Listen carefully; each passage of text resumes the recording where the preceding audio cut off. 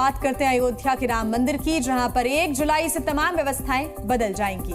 बिल्कुल, रविवार को धार्मिक न्याय समिति की बड़ी बैठक होगी जिसमें तमाम फैसले लिए जाएंगे।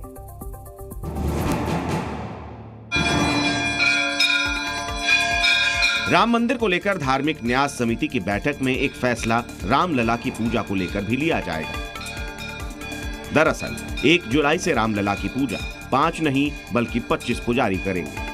बैठक में सभी प्रशिक्षित 20 पुजारियों को रामलला की सेवा के नियुक्ति पत्र दिए जाएंगे। वहीं रामलला की सेवा करने वाले पुजारियों को सेवा के बदले उन्हें दिए जाने वाले वेतन की जानकारी भी दे दी जाएगी। चर्चा है कि नई व्यवस्थाओं में एक व्यवस्था ये होगी कि पुजारी राम मंदिर में स्मार्टफोन नहीं रखेंगे और किसी से बात करने के लिए केवल कीपैड वाले फोन का इस्तेमाल करेंगे। ये फैसला वरिष्ठ और कनिष्ठ सभी पुजारियों पर लागू होगा। रविवार को धार्मिक न्याय समिति की जो बैठक होने जा रही है उसमें राम मंदिर तीर्थ क्षेत्र से जुड़े तमाम पदाधिकारी शामिल होंगे।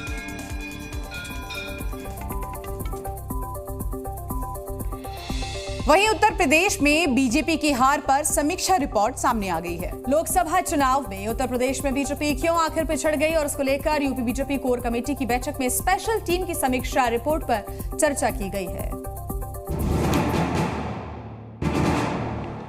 बीजेपी कोर कमेटी की बैठक में उन सीटों पर चर्चा हुई जहां बीजेपी को शिकस्त मिली। यूपी कोर कमेटी की बैठक में स्पेशल टीम की समीक्षा रिपोर्ट रखी गई जिसमें कई बातों का जिक्र किया गया। सूत्रों के मुताबिक विधानसभाओं में विधायकों की निष्क्रियता से नुकसान हुआ। इतना ही नहीं, कई विधायक अपने क्षेत्र के लोकसभा कैंडिडेट के खिलाफ थे और बीजेपी को इन सीटों पर भीतरघात से नुकसान हुआ। पार्टी भीतरघात करने वाले विधायकों पर कार्रवाई कर सकती है। इसके अलावा बूथ स्तर पर कार्यकर्ताओं की अधिकारियों और जनप्रतिनिधियों से नाराजगी भी वजह रही। तमाम कोशिशों के बाद भी ओबीसी वोट बैंक के बिखराव को रोका नहीं जा सका और संविधान के मुद्दे पर दलित वोट बैंक भी छिटक गया। इधर बीजेपी पूरी रिपोर्ट दिल्ली भेजेगी जहां इस पर अलग से चर्चा होगी। नहीं, बातचीत हम लोग कर रहे हैं आपस में और बातचीत करके जो जो विषय समीक्षा में आए वो केंद्रीय पार्टी को हम लोग अवगत कराएंगे। हरियाणा में बीजेपी इस बार अकेले ही विधानसभा चुनाव लड़ेगी। गृह मंत्री अमित शाह ने खुद इस बात का ऐलान किया। पंचकुला में बीजेपी कार्य समिति की बैठक के दौरान अमित शाह ने कार्यकर्ताओं को जीत का मंत्र दिया और हरियाणा में तीसरी बार सरकार बनाने का विश्वास जताया। शाह ने यह कह दिया है कि इस बार नायब सिंह सैनी की अगुवाई में हरियाणा का चुनाव लड़ा जाएगा।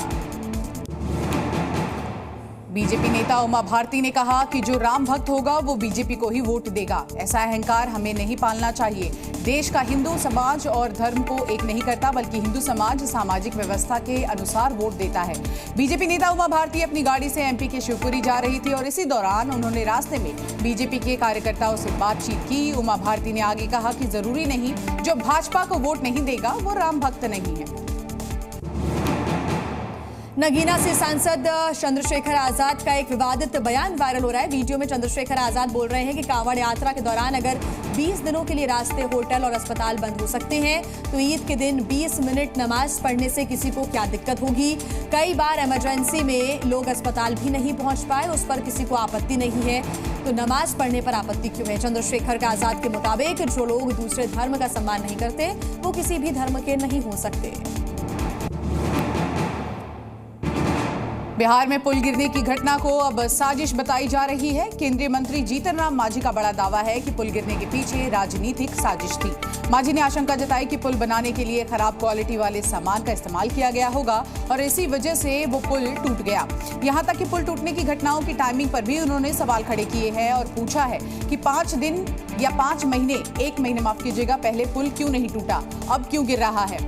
मांझी ने इसके पीछे किसी की साजिश की आशंका अब जता दी है।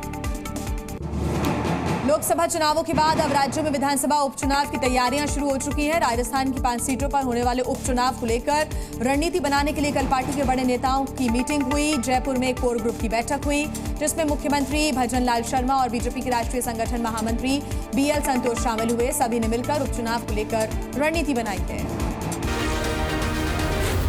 जी न्यूज़।